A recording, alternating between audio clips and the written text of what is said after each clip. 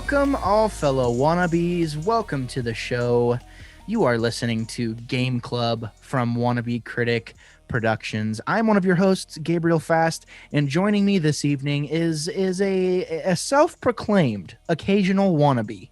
We have the creator of Age of Geek himself, Ethan Maestri, is joining us. Ethan, how are you feeling this evening?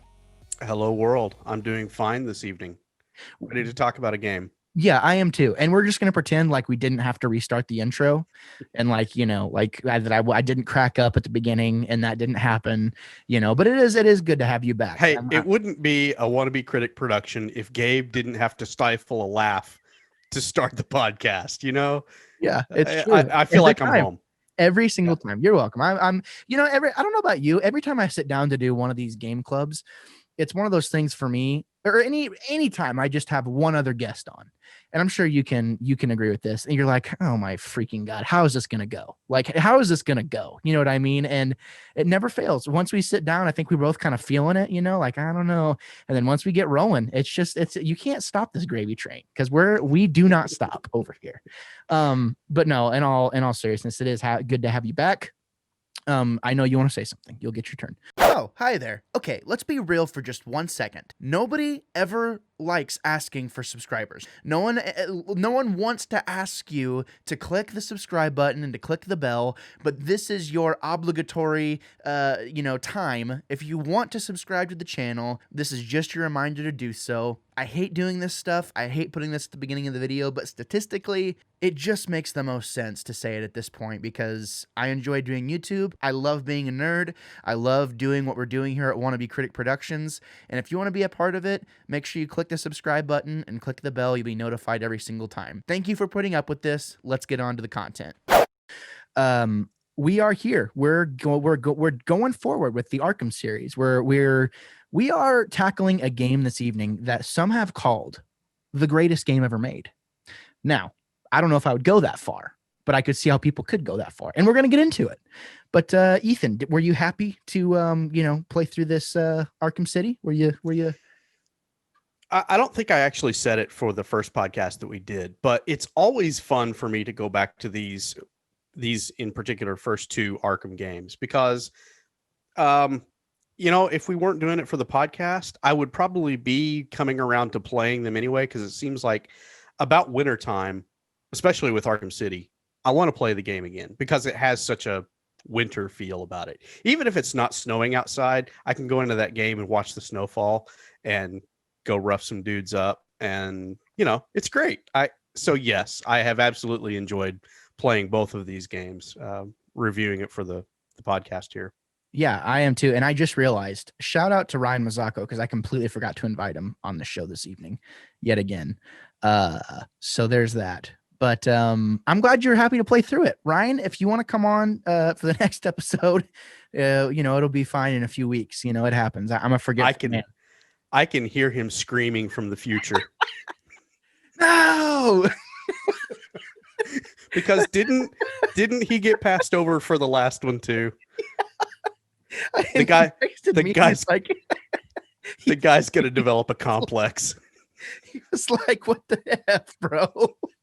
He's like, you forgot me. You forgot that you were gonna invite me on that. I forget. Okay. I get one track mind. It's a podcast, it's a travesty, but it's also hilarious. It is really funny because it just hit me as you're talking. I'm like, oh shoot. But it's okay. For those of you who don't know, Ryan, he used to be a friend of the show. I don't know if he is anymore. Arkham Knight, though, maybe we can get him to play Arkham Origins, and we can do that. Yeah. We could do the next two. Ryan, you've got to make up two for him. So I've got two chances, but no, I'm in all seriousness that was something I didn't feel right not addressing in the moment, but it is what it is. I'm right there with you though. I've been wanting to go through these Arkham games for a while now. I bought the Return to Arkham bundle a couple years ago, 2017.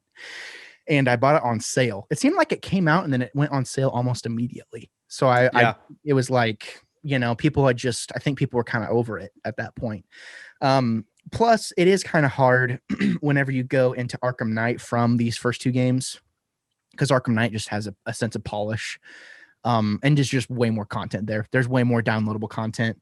And it is kind of hard to get back.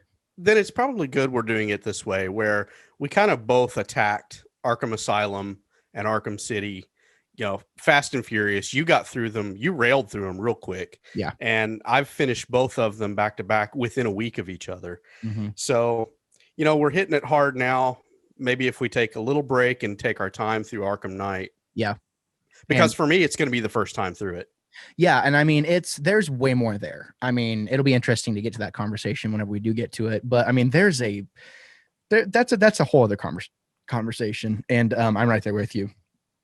It'll be kind of good to slow up. And honestly, I want to get to Arkham Origins, but if we find ourselves not wanting to, tackle that at a later time, it's just going to depend on I think how this last this third review goes. But it's a long year and it's been a long pandemic, so we'll get to it at some point. The maestri has spoken.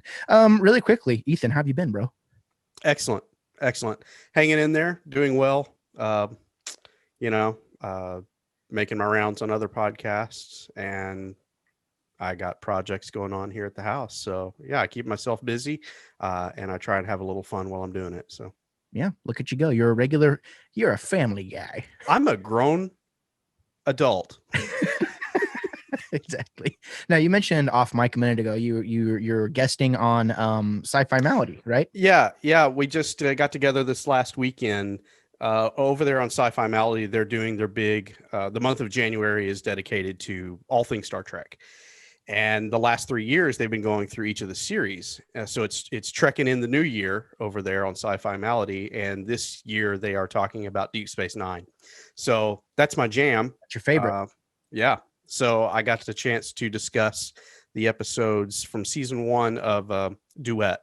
And then in a couple of more weeks, I'm going back to discuss a season 6 episode called In the Pale Moonlight, which happens to be my absolute top shelf favorite episode of Deep Space Nine. So check them out if you get a chance. Yeah, and I do have to say, I've listened to a few episodes. I listened to episodes that you've been on, or a couple of the episodes you've been on. Because you've been on what, like 3 or 4 at this point now? This will be like my 3rd or 4th one. Yeah. So I think I've listened to the first 2, or at least parts of the first 2. That's a good show over there. Those I love whenever you get in a group of guys that like just really know each other and like really riff off of each other, and you feel like you know them, but you really don't know them. You know what I mean? So it's fun to you fit in well over there whenever you're on those episodes. But it's good to hear that you've been busy.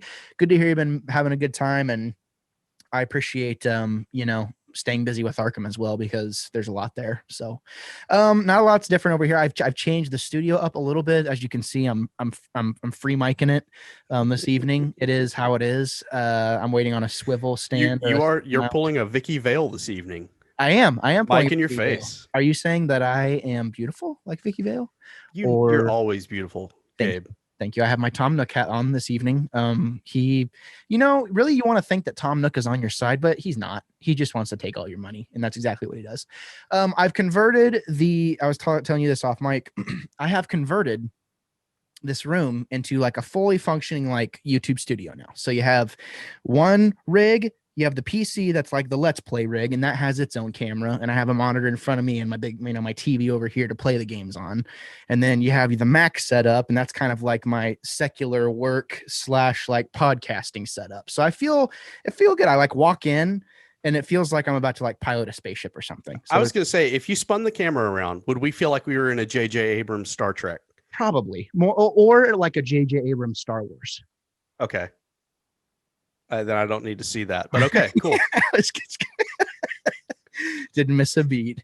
You got to do it. That's By the way, your Joker impression, your Mark Hamill Joker impression, spot on. I gotta hand it to you. Very well done, sir. Thank you. I was practicing the other day. I was taking a dump. But I have a really echoey bathroom. And best acoustics, dude. I was trying to practice the laugh, and I mean, man, you hit the lower register, and you got to get like the wheeze going. But I dabble. I'm a so. Can we jump to the end then? During the credits, can you sing "Only You" as Mark Hamill as the Joker? Can you do it? Have you tried it? I've never tried it, actually. Okay. but It'd be that'd be interesting. interesting. I mean, I got well, to tell you, the credits started rolling when I finished on Saturday or Sunday night, yeah. and I was checking my phone while the credits are rolling, and then that kicks in, and I'd forgotten that Mark Hamill sings that. Creepy, creepy, creepy. Yeah.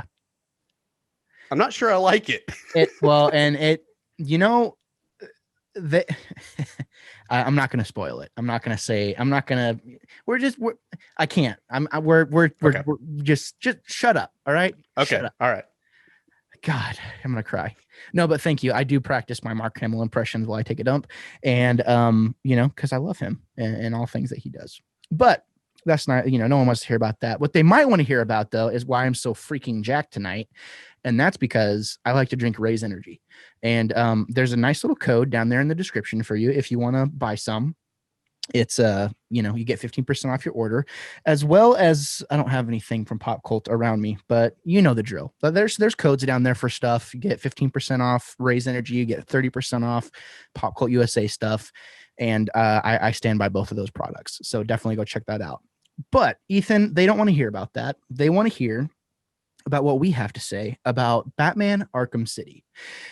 So I think last time you did kind of the rigmarole type thing of, when this was released and, who it stars and all that. I'm going to tackle it this time.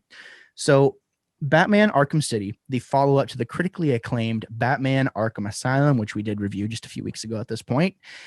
We find a very different setting and a very different style of game. This is no longer a Metroidvania. We are now exploring, which, for lack of a better word, it's a ghetto. It is a ghetto for criminals. Kind of like World War II ghetto. But there's I mean, because of the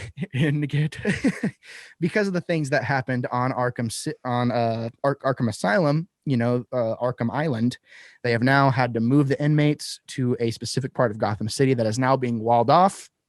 And yet again, we find Batman / Bruce Wayne has been incriminated for a something, and he's in there, and of course, he's trying to take care of business as Batman. And we have a new protagonist, or a new antagonist, excuse me. We have Dr. Hugo Strange. Are you frozen, or are you okay? You're not frozen. I'm taking notes. Okay, cool. So you have Dr. Hugo Strange, who is a kind of a mysterious character, as well as, the continuation of the Joker and Harley Quinn and that whole arc that also bleeds over into this story. So we're going to kind of start it there. Basically, Batman is trying to figure out there's something fishy with Arkham City. You know what I mean? He's trying to figure out what's going on with Arkham City and, what's Hugo Strange up to. Would you say that's a pretty fair summation of what's going on? Good setup. Catches us up. This is how long past the events on Arkham Island? Man, it's not very long. It's just like a couple months, I think. Yeah. Strange has taken over for Tiger and has moved all the inmates off the island to the city. This is all. I happen to have read the lead up comic. It was like a 5 comic book run leading up to Arkham City. I've read that. I've forgotten a lot of the details of it, but this was a pretty quick turnaround, moving everyone off the island, putting them basically in the middle of old Gotham. Yeah, pretty much. It's a little like, all right, hits and misses. This is a big miss for me. What city is going to allow a madman to set up a criminal rehabilitation ghetto in the middle of their city, just right off of downtown? I call it, this isn't reality. Yeah, so. I mean, it's this is call me crazy. This is a shift in tone. This is no longer the psychopath, asylum-esque, horror-esque, house on Haunted Hill vibe that we got in Arkham Asylum. This is not that. Yeah, this is, and there is sprinkles of that. There is some of that, and it's still a dark game. Don't get me wrong, but this is like comic book, like I felt like I was playing Batman the animated series, like the game is what it felt like. So it feels like they went for more of a broad approach to try and tackle pretty much every audience they could, I think. I mean, I feel like, I played this game whenever I was I don't know. I feel like there were probably more kids playing this game, getting into the Arkham series, than there were playing Arkham Asylum, just because it's just the shift in tone is just completely different. Well, yeah, and I gotta say, from my perspective, is coming into this game the first time that I had played it, I was not a huge Batman guy as far as the comics were concerned. This game actually was kind of the what opened the door for me. My only previous exposure had been the movies, which is really a lot different than what we get in the game. I mean, there's elements that you where you can draw parallels, but it's different. Um, the animated series is as close an allegory to this game. And as I'm playing Arkham City, I'm really getting those strong vibes back to the animated series. So, yeah, this was really Arkham Asylum. I have come to really appreciate, but that's retroactively Yeah. compared to, or not. That's not the word I'm looking for. Um, that's been a slower burn to really come around to that one. Whereas Arkham City just feels like Batman right off the bat. Yeah. You saying See Arkham what I did Arkham there? Asylum. Yeah. Punny. You were saying Arkham Asylum was kind of a harder one for you to kind of come to Right. appreciate. Okay. Yeah, it was slower for me to come to the full appreciation that I had for that one. But Arkham City was kind of the jumping point for you. Same for me, Yeah, because I it was started almost with, instant. yeah, I mean, for me, it just connects different. And I think there is, there really more is kind of a ambition to this game that I don't really think was as present in the last game. Of course, you do have the exploration aspect a little bit in the first game, but like this is an open world game, and there's a lot of things to explore. There's a lot of things to do. But at the end of the day, if you kind of stick to the story for the most part, at the end of the day, you're looking at like maybe a 12 or 13-hour campaign. It's not very Yeah. long. Um, I go ahead. think if here again, if you do the same, if you do it the way I did it, where I did not pay attention to the Riddler aspects of the game at all, So I much more just basically, cumbersome in this game. yes, it is. Yes, There, it it's is. like I see puzzles and it's like I don't want to. Like there is a zero desire for me to want to go after that right now. Yeah. It was So better in I, Arkham Asylum. yeah, I stuck with the main story points, and it was far more enjoyable again than trying to do it all, take it all on at once.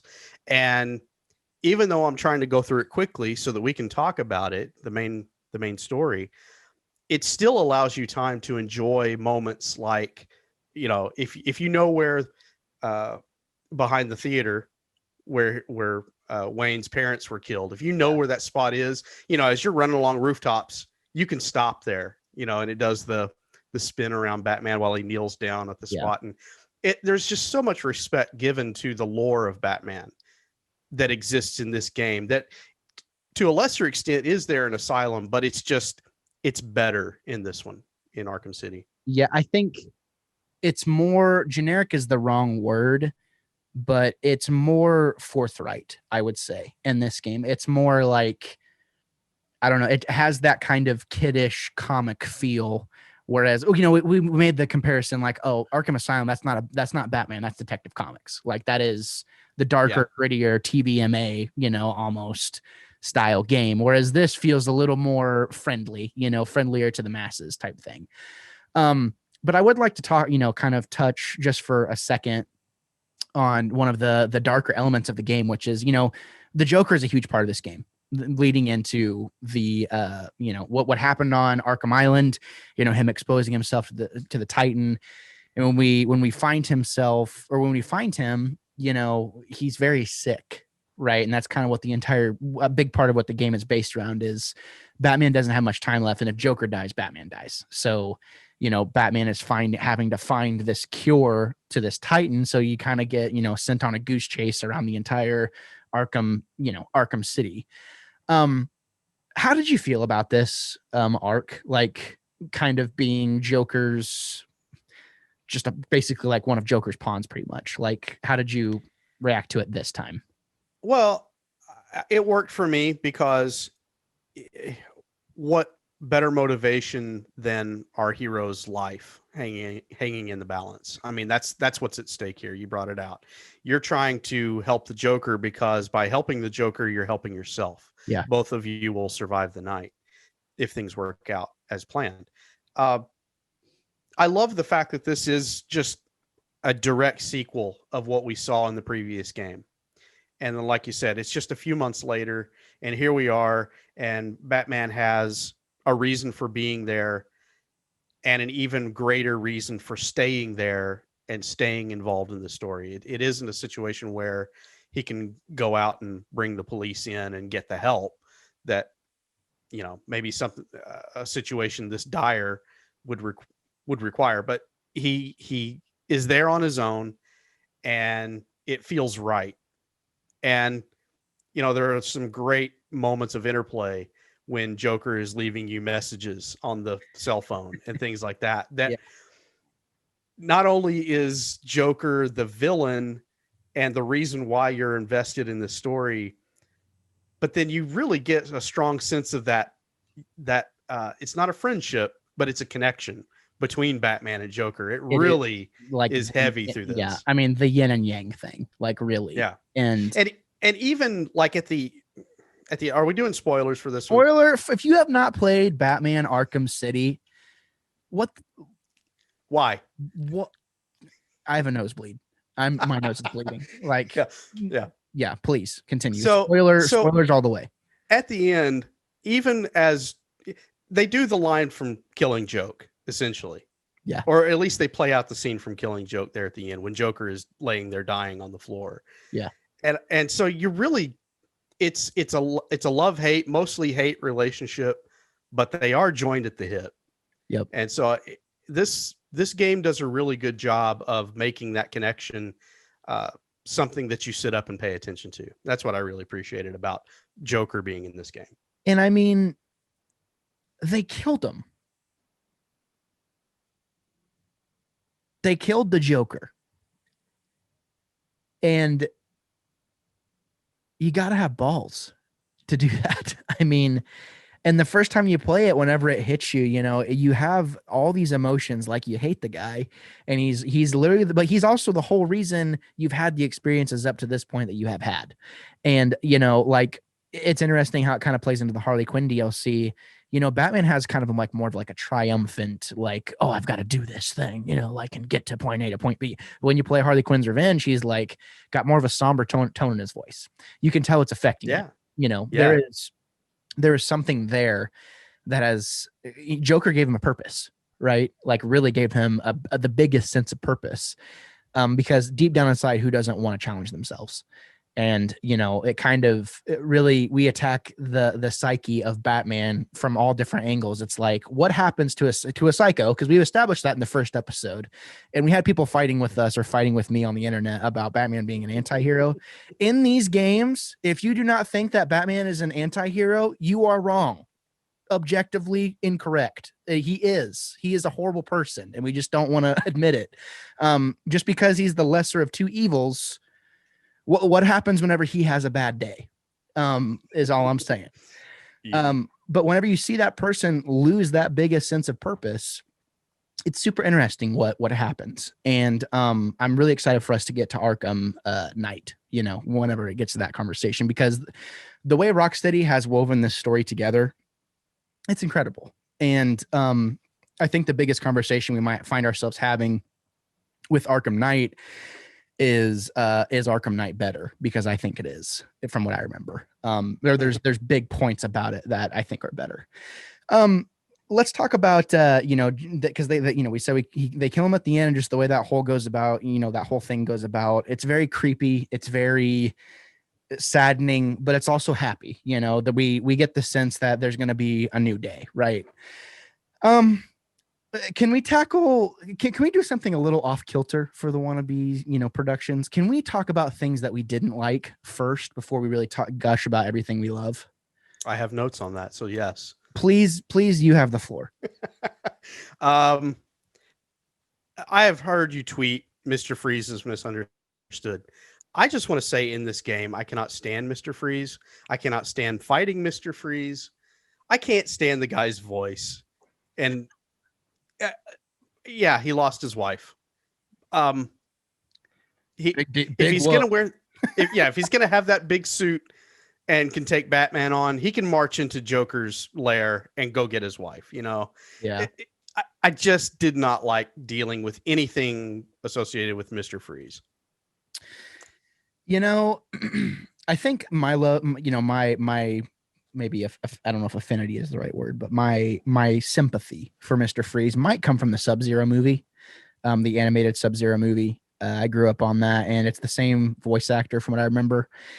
And you know, whenever I was dealing with him, I was having flashbacks of that movie, and you know that whole. It's actually a really good movie if you've never seen it. I haven't.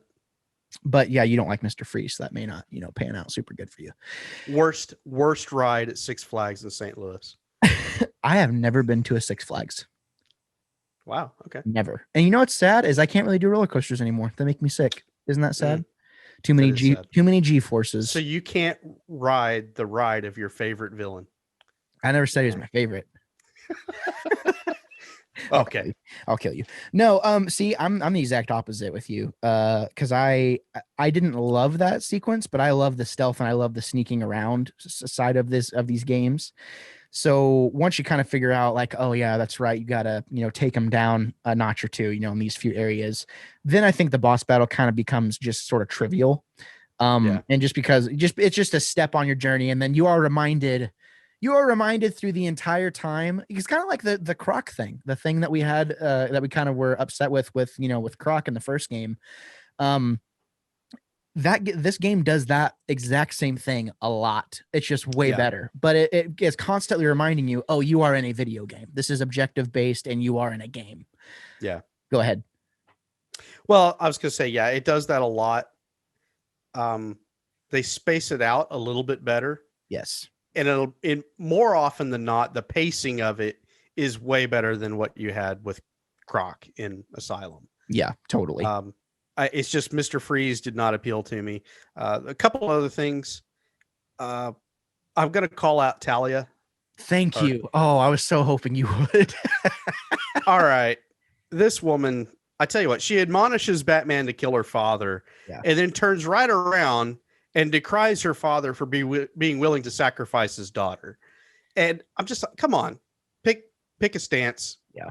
You know, it's as a character, she's pretty weak, and every time she says "my beloved," my skin crawls just a little bit. Yeah, I mean, well, that's the thing is they ripped her right from the comics, and what they did was they tried to tell like 8 years of comics, right? You know, which were relevant at the time, and then like in like 3 hours, it's like, I mean, you're hot, but I mean, I will kill you. You can only hide that crazy for so long. Exactly. It's like you're starting to piss me off a little bit. Like, beat it. You know what I mean? But you know, in the comics, it's a whole different story. You know, obviously we know that's where Damian Wayne comes from and that whole thing. But you know, but still in this game, it just the whole Ra's al Ghul arc for me, it's actually kind of funny. There's multiple arcs in this game that really don't work for me. But I still love the game and I think it's great, but I kind of see past the rose colored glasses a little bit with this game. And I'm not going to lie to you. I was much harder on this game, this time than I was, you know, the first couple of times I played it. And there are parts of this game that have not aged well for me.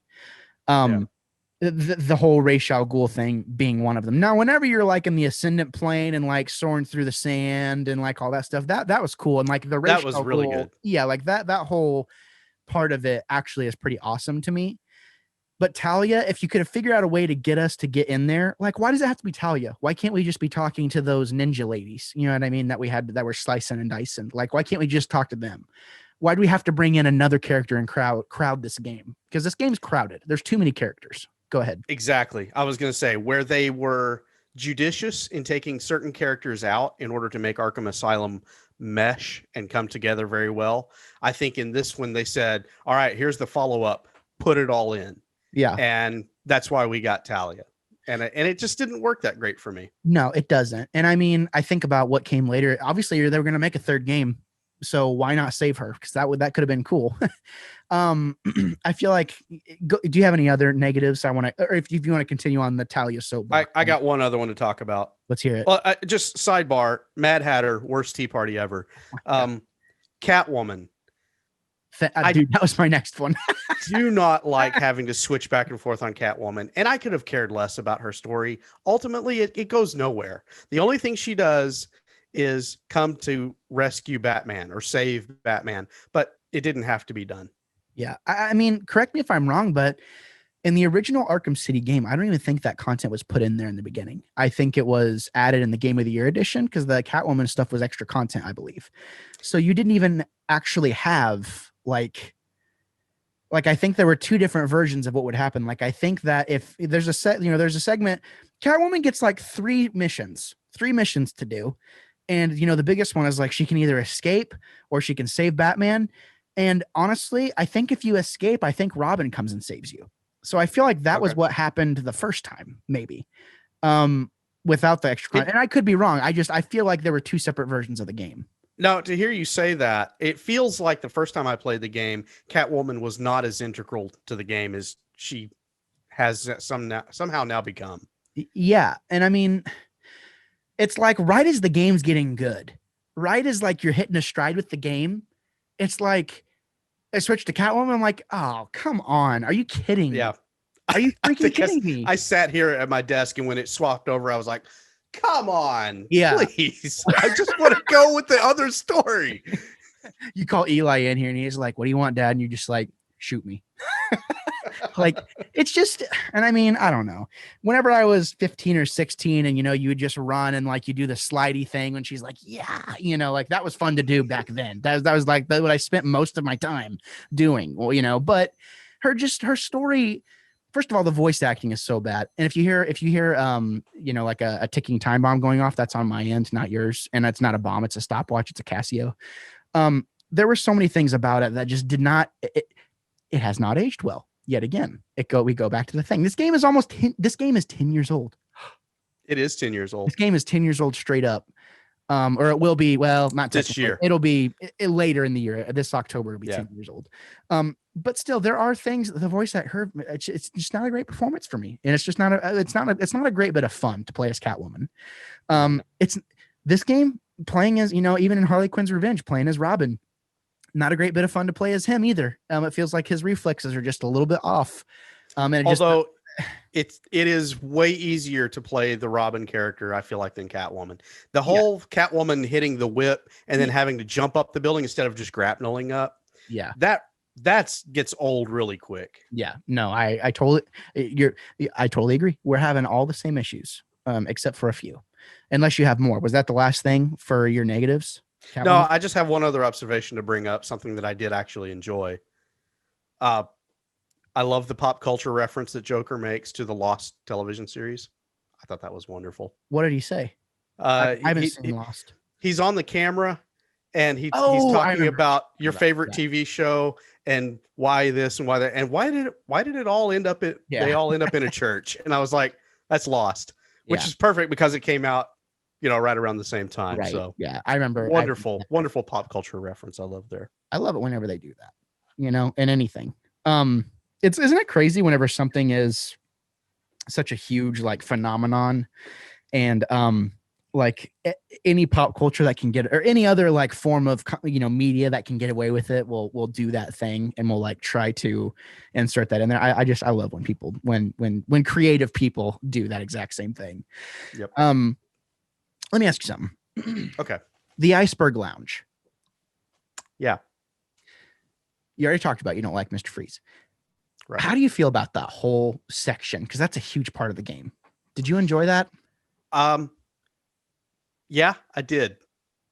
I did like, especially figuring out how to get across the big pool where the shark is. The shark is the first thing I knew about the game because that's what I heard the guys talking about when they were talking about going through the game, and I knew it was there. And it's just so creepy. You're going through the museum and you see the big windows with the guys floating chained to the floor. I mean, it's very macabre. It's very macabre. It's very creepy. But then figuring out your way around those obstacles, it's kind of a weird thing. I'm not a big puzzle guy, but I did actually enjoy figuring it out for the first time and then revisiting it on subsequent playthroughs. And I enjoyed it this time around. I kind of knew what to do. And so you can it's not as big a level when you know what to look for and what you kind of expect is ahead of you. Yeah, I think for me is kind of like the first time you go to Rapture in BioShock, where you're like, oh my God, this is a freaking awesome set piece. Like, this is amazing. And I'm not comparing the Iceberg Lounge to BioShock. I mean, I am, but I'm not. Like BioShock's way better, obviously. But like this time around, I walked in and I just was like, I don't want to be here. I don't want to do this. I know how long this is going to take. This is meticulous, like pulling and shooting and pulling and shooting. And like the few times I messed up, the shark ate me. And like, I didn't want to do it, and Yeah.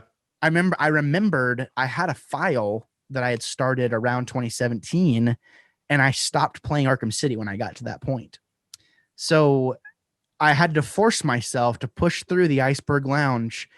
And I don't know. I just think the whole idea of Penguin being in charge just adds way more hatred or way more just negative feelings towards that whole part in general. Cause it's just like, he's just such a slime and I hate him. And like, it could have been like, why couldn't you have had Two-Face there?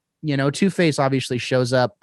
He shows up later in the game, after you've beaten the game. But I don't know, like, if you're going to put Two-Face there anyway at some point, why couldn't they have switched roles, and no, I don't know, maybe I'm not as big on Nolan North as everyone else is, I guess. So just knowing that Nolan North also voices the Penguin, kind of like just put like another like little thing in the back of my mind. It's like, I don't really like Nolan North, and I don't know. It just kind of put a sour taste in my mouth. And I was very happy to get past that part. Yeah. But then, you go from that part basically into the assassin stuff, which I also wasn't crazy about. So there's a huge portion of this game, like where I just kind of found myself just kind of like barreling through it. But it was this also really weird feeling where I wasn't like annoyed that I had to do this thing. I was just trying to push forward to get to the next point, get to the next point, get to the next point. And I never really found myself like being angry at the game, and I was enjoying myself, but there was also, I don't know, there was just certain, I don't know if it's knowing in the back of your mind. I don't know. It's kind of like whenever you play Super Mario Brothers and it's like, wow, I can't believe we used to play games like this. And there were like elements of that in this game for me. Like I really feel like in the Iceberg Lounge, even though it is, for you, it's fun. But like, did you have any sort of twinge of like, okay, this is kind of monotonous, or this is, this is a little repetitive? The one spot where I was like, okay, this feels like this is taking me too long was the Solomon Grundy. I mean, that whole, oh my God. Yeah. As far as boss battles go, I think Solomon Grundy and to a lesser extent, Clayface, they're kind of the same boss, really. Totally. In a lot of ways. And I disliked the gameplay and having to jump through hoops or over sand or whatever to get through those two bosses. Those were the two spots. Like those two gamey parts of the game. You know what I mean?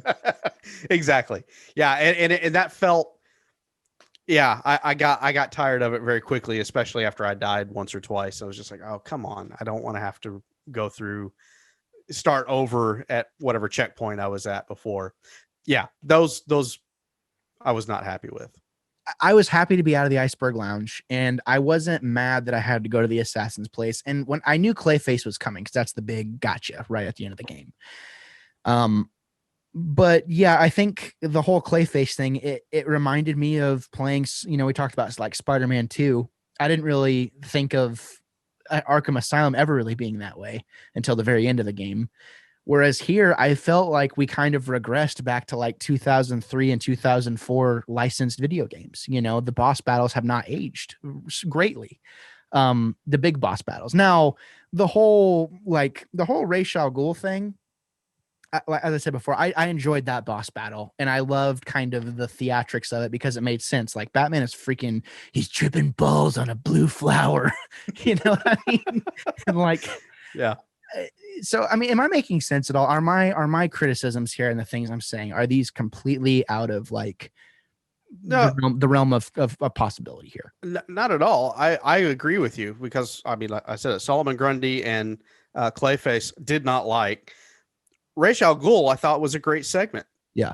With the blades coming at you and they change it up just enough so that it doesn't feel like I'm doing yet again the same thing to Right. defeat a big boss. Well, and like your gadgets of kind of scanning the old robots from the old, the old underground, old New Gotham or whatever they're going to call it. Wonder And, City. Wonder City, kind of adding to the, the lore of Gotham City, right? I love that they did that, and they did it in such a way to where it was kind of off. It was kind of off a little bit, from lore, quote unquote. Wonder City has always been my favorite segment of the game. The whole idea of an undercity, and with that gothic look and the brick and the old with the wagons everywhere. It's just that harkens back to Gotham by Gaslight for sure. Say that. And also, it's a little bit like Coruscant from my Star Wars universe too. City built on older levels of the city. It's the Undercity. Yeah, I love it. It's a great set pieces out of that for sure. Yeah, and I mean, I think I took more time. The game forces you to kind of take more time to explore that area and find those robots, right? And like you find yourself going around, I'm like, am I in the Old West? Like, where am I? And that whole, I really enjoyed that side of it. I think whenever it came to the assassins, I think tracking the assassins has always been something that the assassin was something that always just seemed kind of dumb, I guess, but it's not a little gimmicky, just a little gimmicky. Yeah. Thank you. Yeah. I don't know what it is. I didn't like it. I gotta find Jim's tobacco breath, the traces of his tobacco breath and that whole thing. Like, what? Come on. In what world, in what universe does that work? Batman's like traces. It's like, oh, there's a perfect trace. It's, it's whatever. But yeah, that's what I mean. Batman would be great for recognizing COVID contamination in the air. Yeah, we need that. We need that technology. And if have Batman be the one judging it. If you test positive, he just beat you to death, basically. How dare you? Like, use that how you want to. I'm sorry, that's bad. There's actually people who have died from COVID, and I didn't even think about that. But shout out to Batman for not doing that. He would never do that because he's a good guy, right? Yeah, not according to you, not in this game. Yeah, I'm playing off of myself. It's the joke. I'm just kidding. God, I hate you. No, I'm just kidding. How dare you call Batman an anti-hero? You have angered the internet, Gabe. You're playing with fire. Guy on Facebook, he's like, I think his words were, "I'm tired of this old Frank Miller is rah, rah, rah." And I was like, dude, get off. Go away. Like, just if you don't have anything to add to the conversation. And he threw a GIF in. He threw like a squinty-eyed GIF. I was like, oh, just get out. But I think there's a lot of things that work in this game, and there are negatives. You mentioned most of the negatives. I wasn't crazy about the Iceberg Lounge. Wasn't crazy about Talia. Wasn't crazy about Solomon Grundy. They wasted such a cool character. We'll just save him. Like, save him for the last game, or save him for something else. And that seems to be kind of a trend. You mentioned the Mad Hatter. There's a lot of things that stack up for me in this game where I'm like, I don't like this. I'm not crazy about this. The next game fixes a lot of this stuff for me, if I remember correctly. And I think I figured out what it was this time. When you look at the Arkham City map, it is not very big. No, it's not. It is small. And I think that is kind of the hard thing for me, is whenever you look at that map and you're like, okay, now wait a minute. You're telling me that all of these things that are happening it's a half a mile away. A mile at most. You're telling me that all of these things just happen to be happening. I mean, kind of what you were saying. Like, come on, really? Yeah. I was thinking about it the other day, and I was thinking Arkham City is probably not even half the size of New Mombasa from ODST. That's a really good comparison. I mean, and these games are only like 2 years apart, something like that. Not very far. ODST came out right around the time of Arkham Asylum, I thought. I think you're right. Like 2003, something like that. Yeah. It feels too crowded. And I think it came out in a time where it was like, we didn't have any other Batman stuff, right? We had Arkham Asylum, and anything was better than Arkham Asylum. But now that there's more stuff out, and now there's bigger games out now, it's hard to come back to Arkham City for me. because they tried to do the Arkham Asylum thing on such a, on a kind of a bigger scale. And I think we have grandiose ideas of what it was versus what it actually is. And I'm not saying it's a bad game. I'm just saying I looked at it through a different lens this time, and it wasn't like, oh, well, you spent, I don't know. I don't even know what criticisms you could have. I literally booted up Arkham City right after I booted up, or right after I beat Arkham Asylum. I just feel like to have all of these things happening, plus Batman is sick, plus we got to figure out what's going on with Hugo Strange. It just takes away from both of those things. And the Joker isn't really even in this game that much. He's not even really that big. Like, they make him out to be such a big deal in this game, and he isn't. Like, I mean, he is and he isn't. He is except that he is influencing everything happening around that's taking place around the city. I mean, he is forcing the other thug's hand.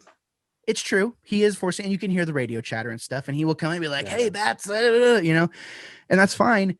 He was more present in Arkham Asylum. Never once do I actually think in Arkham City, oh, Joker is the main bad guy. It's just like another thing on my to-do list that I got to do. Yeah, that's a good way of putting it. Like, and same thing with Hugo Strange. My honeydew list is full. Literally jam-packed.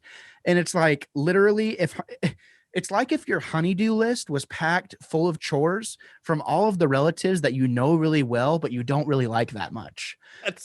That's a great analogy. I like that. Like, and it's like, oh my freaking God, I gotta go deal. Like, I gotta mentally prepare myself to go deal with Penguin now. And thank God that's over, but now I got to go deal with Rachel. I kind of like him. Right. And then you just have all these things kind of stacking up, and there's just too much. It is too much going on for the size of this game and for the size of this campaign. I'm sorry. And I'm not saying the aesthetic isn't good. I'm not saying the performances aren't good. Sans Talia. I'm not saying that. I just think that, and I am speaking from a modern perspective. Put myself in 2011. It works way better. Because, I go back to a game like, you go back to a game like Arkham Asylum, or, I've been playing through like some of the older Assassin's Creeds and stuff like that. And it does kind of fit hand in hand. It's like, okay, I kind of see where development cycles were at. And on a development level, have you ever thought about the fact that they literally had to figure out a way to layer in the X-ray feature? And that's kind of like its own game, like the bare bones of another game, basically stacked on top of the main game. Like, that's talent and that's innovation. Yeah. So I don't know. There's a lot of things that work, but my biggest complaint with this game, because you hit all the micro ones, is this game is too crowded. But yet again, the things that it was trying to prevent in the last game, it commits all those same sins in this game, but kind of worse. And there were parts I liked more than others, but yeah, I mean, that's my biggest thing. Did you raise your hand? I was looking away. No. Well, but I would like to tack onto that. You're coming at it, like you said, from a modern perspective. Having moved on from Arkham Asylum, you could see how it could be done better. I haven't played that game yet. Yeah. But with my perspective of stopping at Arkham City, I wholeheartedly agree with you. This game feels 100% more crowded than Arkham Asylum does. And I think at the end of the day, when I compare the two, it is a little bit like comparing apples to oranges, but I almost feel like I like Asylum better because it distills it.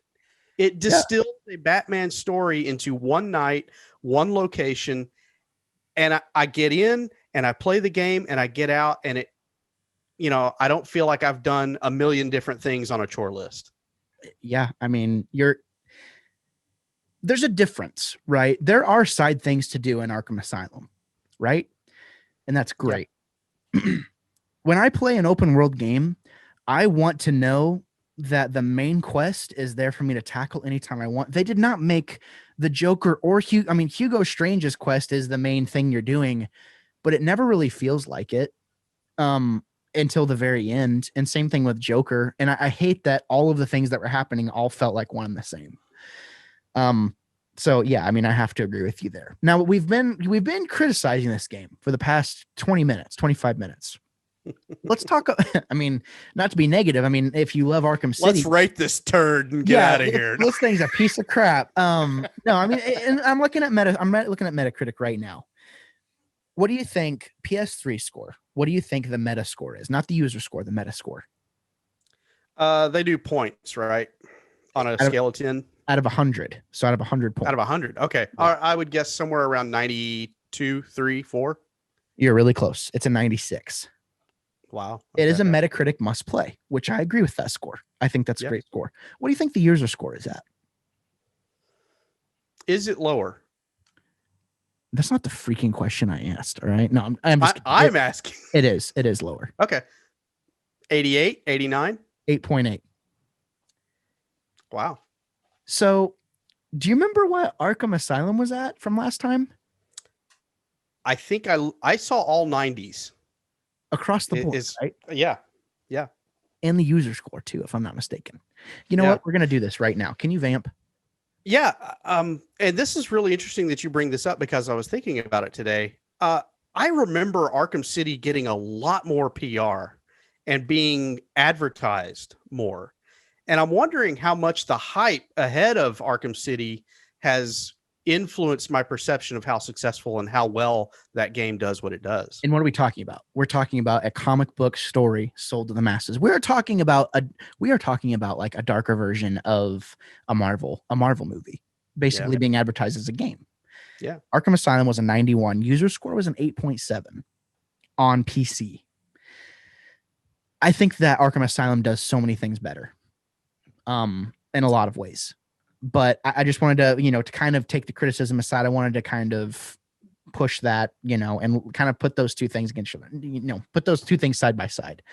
Yeah. So now let's spend a few minutes, because obviously there's a lot of good, but let's tackle like what is the thing, or a couple of things that work the best for you. I really, it is packed. It is crowded. The city itself, Arkham City, but it's fun to run around in. If you've beat the game and you want to go around and find trophies or just, look around at the scenery, you can lose yourself in it. And there's still things to do in the game. And that's cool. That is cool. So if you like open world type games and just existing in that environment, I think that this game offers you a lot more, far more than what Arkham Asylum ever offered. The combat is more refined, and you can get through it more quickly. Yeah. And to me, the learning curve just wasn't there, even though they were giving you more options and more things that you can combine to do in those brawl settings. And I could tell that the game had made some advances in that regard for sure. And those are things that I enjoyed about the game that I felt like were refreshing coming out of Arkham Asylum. I agree with everything you just said. It is fun running around, and it's at no point except for the Iceberg Lounge, or really not even the entire thing, just parts of it. That centerpiece, getting from side to side, that is my biggest complaint with that whole sequence. And it feels like we're there forever. It feels like we're there for like half the game. Like once you get past the Iceberg Lounge, like watch out, because the game's going to end pretty quickly after that. Actually, it is about the halfway, or getting up to the halfway point, which is crazy because that's like the second place you go. Like it's insane. Yeah. So I mean, and it's hard to say that this game's too short because obviously there's a lot of side stuff to do, kind of. But the combat's way better, way more fun. I feel like it's like you almost look for they keep those groups of bad guys on the street for a reason, because you almost look for opportunities to just beat the crap out of them. Again, helping you play into the psyche of Batman. That's done on purpose. Like the developers are wanting you to feel like Batman. That's what Batman does. He's like, oh, I'm gonna beat you to a pulp. Enjoy your dinner, sucker. Here's a straw, a $1 pack, like the flimsies. You know what I mean? What's the Christian Bale line from Batman Begins? What are you, breakfast? No, your practice, something like that. I forget the line now. Oh yeah, I'm not the devil, or you're not the devil. You're just practice. You're practice. That's he does that. He does that weird. He says his S is weird. Yeah. Or his sounds weird. I agree with everything you just said, but aside from innovation on combat and feeling more like Batman and the awesome payoff that you get with the Joker, which kind of feels underdeveloped to me in a way with this game, had they stopped at these first two games, it would have aged worse. I think if we didn't have Arkham Knight And you'll see why when you boot up Arkham Knight. And my advice to you, Ethan, honestly, at this point, like spend as much time as you want in these first two games, and then go to Arkham Knight, because once you go to Arkham Knight, it's really hard to go back. Hmm. Okay. In my opinion, like that's an interesting perspective. the story, just what they do with the story is super interesting. But what else did they do? What else makes this game great? Innovation on combat. It's the aesthetic is cool and characters are cool, and that's all for the millions of characters that are in this game. I'm going to say, even though you may not agree with the decision to do it, and it may not be as well developed as maybe you would like, I still feel like them killing Joker at the end really, that had an impact. I know the first time I played the game, that had an impact with me. And it really makes this game stand out as being something special and being something different. I mean, like you said, you have to have some huevos to do that. Yeah. And they had some brass ones. I agree. And you know, it is hard for me because I love Batman. I'm a huge Batman fan, and it's very interesting to go into Arkham Asylum and see what aesthetic they're going for, and what vibe they're going for, and it's night and day different here to me in so many ways. So it just feels like I'm kind of being not spoon-fed, but it kind of feels like a different vibe and different story now. And it's like, oh, and we're also really dark too. You know, it's like, it feels like we've had kiddie stuff up to this point, and like, it's a video game. And it's like, but we're going to do this. Here you go. And it's not, you're right. They killed him, and it does hit. And the first time you play this game, it does do the BioShock thing. You're never going to get the feeling of when you first played this game. It's never going to be, it's like heroin. It's never the same. You know, once you try it again, not that I've tried heroin, I've just heard from movies. That's kind of what it does for me here in this game. The shock factor, you know, the first time you play it and the effect it has on you, you can't put anything, there's nothing like experiencing that for the first time.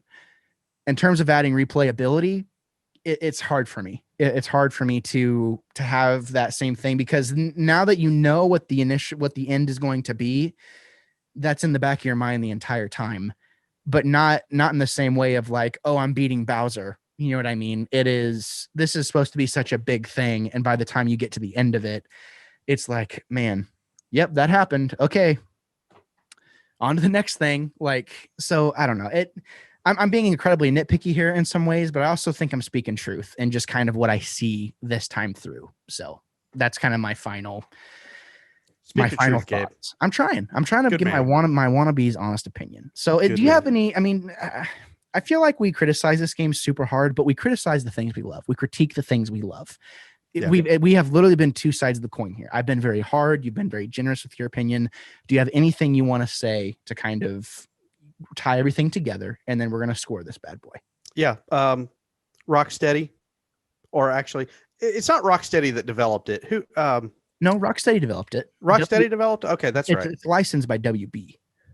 Right. Okay. Yeah. Rocksteady. I don't know who there loves the Riddler so much, but find a different character to like. Yeah. That's all I have to say is I just, you know, in DC, I just didn't care. Stop trying to make the Riddler a psycho. And if you're going to try and make him a psycho, find someone who can do a good job. Because I'm telling you, these games, it's better in the next game, I think.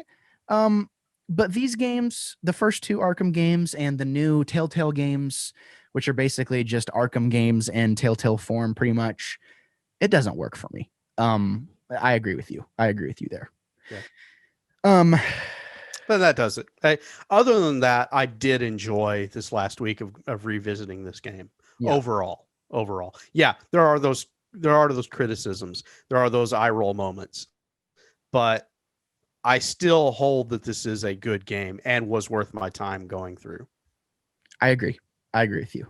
Are you ready you want to put a number on this bad boy? I am. I can put a number on it. In Wannabe fashion, since we're not doing decimals or anything like that. What did I give Asylum? I said officially a 9. Officially a 9, because you were going to go 89, and I said just rounded up. You overruled me. You said you're an idiot. I think that was verbatim.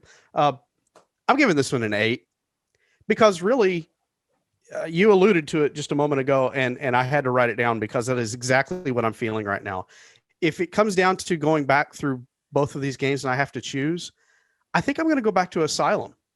I think that one, for just exploring around and finding all the Riddler trophies and looking at those things that I may have passed over real quickly, I think I'm more interested in going back to it than I am in Arkham City. Part of that may be because I did spend a lot of time in this game back in 2011, 2012 when I played it the first time. But yeah, I think I would rather go back in 100% Asylum than try and 100% Arkham City. I'm So an kind of, 8. yeah, I love that score. And I'm kind of jaded because I feel like Arkham Knight, aside from a few things, innovates on this game so much. And I'm very anxious to go back through it and see how well it's aged over the past 3-4 years at this point. I think there's a lot of good here in this game. I do think it is overrated. I think Arkham City is overrated. I do think it is a must play still, but it's not a 97 for me at this point in time. Replaying it the first time I played it, sure, yeah, of course, 9 out of 10 the first time I play it. Now though, I gotta agree with you. It's an 8 for me. I probably will never go back to this game ever again. This game does something that that Asylum didn't do for me on the second or third time through, and that is to say, there are a lot more moments in Arkham City when I'm thinking, let's move this along, or this is taking too long. And in Arkham Asylum, there's only 1 or 2 times where I really think that. Yeah, I think, and that says a lot to me for how much attention am I going to play, how much time and attention am I going to give a game, and how much enjoyment am I getting back out of it. Yeah, and I think at the end of the day, there is such a thing as being too ambitious with your ideas. And I could see how it'd be really easy to be like, oh man, remember when we made Arkham Asylum and it was critically acclaimed and we did freaking awesome? Hey, check this out. We're gonna make this. Crank it to 11. Yeah, exactly. And I'm sad to not give this game a 9, but in my Wannabe's honest opinion, I cannot give it anything above an 8. It's closer. If we allowed decimals here and like on Game Club, and I was going to go, I could see maybe an 8.5, maybe. It's closer to 8 than it is to 9 for me at the end of the day. So, there's that. But we love you, Rocksteady. Your own rules. I didn't say 8.5. I'm saying it is closer to, if I was to go like 8.3 or 8.4, like, no, like it's an 8. It's closer to being an 8 than it is to a 9. And there are moments that are awesome, but there's also moments that, like you said, it's like, all right, let's pick this up. This is getting old. So yeah, there you go. Spoken from the Wannabes. What do you know it? Ethan, thank you for coming on, my friend. And I'm really excited. It's a pleasure. It's so much fun. I feel like it's going to be really interesting to see what you think of Arkham Knight. And this discussion has really, you've dropped some hints. And you've talked it up. And I remember back at that game came out in 2014, 13, 14? 2015. Came out in 2015. Okay. Yeah. Okay. I'm gonna drop a little remembrance here on you. I remember us sitting down with a friend of our shows, Eric Biner, and at a local taco stand and discussing this game. And you were giving early impressions of it, and you were talking very highly. I was not interested in it at the time. Yeah, but you've dropped some more hints here, and I am really looking forward to going into Arkham Knight. Yeah, I am too. I'm the most excited I've been. Arkham Asylum was a nice surprise for me. Arkham City was a bit of a drag, and it's a bit tired and played out at this point. I'm really, really excited to play through Arkham Knight once more. Because at the end of the day, there are big things in my mind I can think of right now where it's like, wow, I really don't like that in this game. But I still think it's a better game than Arkham City. Okay. So it's going to be really interesting. So folks, be on the lookout. As Ethan would say, watch this space, because within the next month or so, we're going to try and tackle Arkham Knight on the show. We're going to be having some stuff in between. Then me and Jace are working on a project right now. Me and Tristan are working on a game club project right now as well. And I have a few things up my sleeve for this year. So keep an eye out. And then me and Ethan will continue the tale of Rocksteady's Dark Knight trilogy. And we will make it, we'll hook it up, as the kids say. We'll make it happen. But Ethan, thank you so much for coming on again. Tell people where they can find you. You can find me doing, well, not right now. Age of Geek is still on our end of the year, beginning of the year hiatus. But here at the end of January, we're going to start cranking up the old studio and doing some stuff. We've got several projects we're going to be tackling. So watch this space. Age of Geek will get started a little bit later in the month. You can find us on Twitter, geek_age. You can find also on Twitter, find at Andromeda Pod for the Drive Back the Night podcast. And if you want to follow me, I've got my own personal account where I just plan on posting, little musings and personal projects. One of mine I've got sitting here next to me. I've wanted to get back into 1/32 scale slot cars. Oh. And this is kind of kicking off my collection. So I'm going to be building a track and posting that on Twitter. That's at Ethan Maestri. So if you like racing cars, stuff like that, check that feed out, because that's other things that I'm interested in as well. And Twitter's the place for it. Twitter will never let you down with your own thoughts. It's only whenever you start going to explore. Don't ever meet your heroes. That's all I got to say. Like Ethan. No, I'm just kidding. You know where to find us. Anything Wannabe Critic Productions. We have Game Club. A guy and his wife is back in full swing. The Wannabe Critic podcast, which has multiple, things going on there. Do you realize, Ethan, that we have a podcast within a podcast and we have another podcast within a podcast? Because the Wannabe Critic podcast has the Midnight Run, which features me and Rex Tucker. And then we also have a nostalgia trip. We have a lot of things going on there. And also Who Would Win? Who Would Win is on there too, which is, an every once in a while thing. So really it's all the same idea, but we do what we want over there. We have fun. Make sure you go check that out as well. But make sure you check out Raise and Pop Cult. And I think that's all I have. So Ethan, I greatly look forward. I fully expect you to text me and let me know as you're going through and being like, wow, okay, I'm just gonna say we're gonna save it. We're gonna just a little nibble. So you're gonna like it, and it's gonna be great. But until next time, ladies and gentlemen, thank you for listening, and thank you for preparing yourselves for a plethora of hot takes and potentially unpopular opinions. We will see you next time. Say goodbye, Ethan. Swear to me. Whatever possessed you to check out the podcast or the YouTube channel today, I just want to say thank you so much for doing so. If this is your first time here, I would appreciate it, if you would consider subscribing. As you can tell, it's not just me here anymore. I mean, I do stuff by myself, but the podcast is going to reside here from now on, in video form. So if you want to see more content, if you want to be notified, every time we post something, whether it be a clip, a podcast, a review, an interview, whatever it may be, if it's gaming stuff, make sure you click that bell and hit the subscribe button, and we will see you next time. Thanks for sticking around, and thank you for preparing yourselves for a plethora of hot takes and potentially unpopular opinions. I'm Gabriel Fast. I will always be the Wannabe Critic.